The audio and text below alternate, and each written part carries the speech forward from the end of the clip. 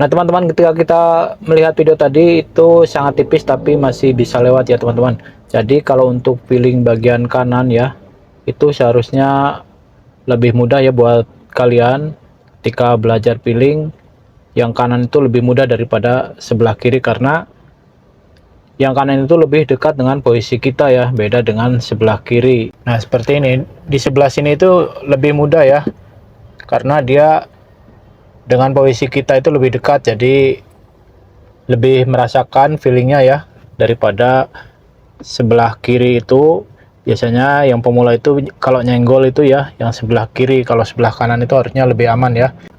Oke, kita langsung saja ke tutorialnya bagaimana cara ngepasin bodi sebelah kanan bagian depan ya teman-teman. Semoga bermanfaat buat kalian.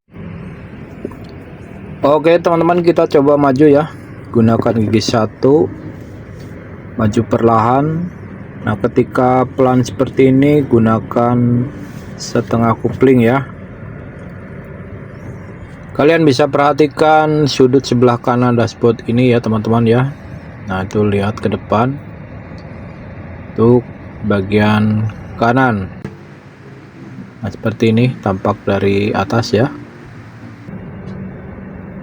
sangat dekat ya, jadi perlu kehati-hatian ya ketika jaraknya dekat. Nah dekat seperti ini gunakan setengah kupling gigi 1, karena kita butuh sangat pelan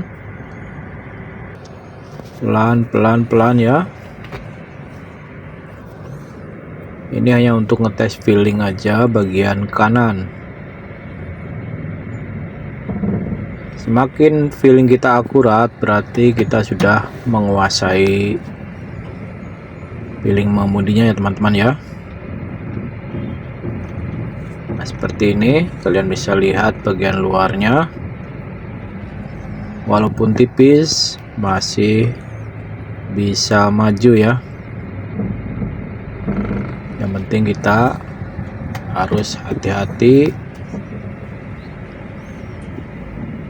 Semoga buat kalian ya cepat menguasai feeling bagian depan, karena yang sebelah kanan itu lebih mudah dari bagian kiri ya teman-teman.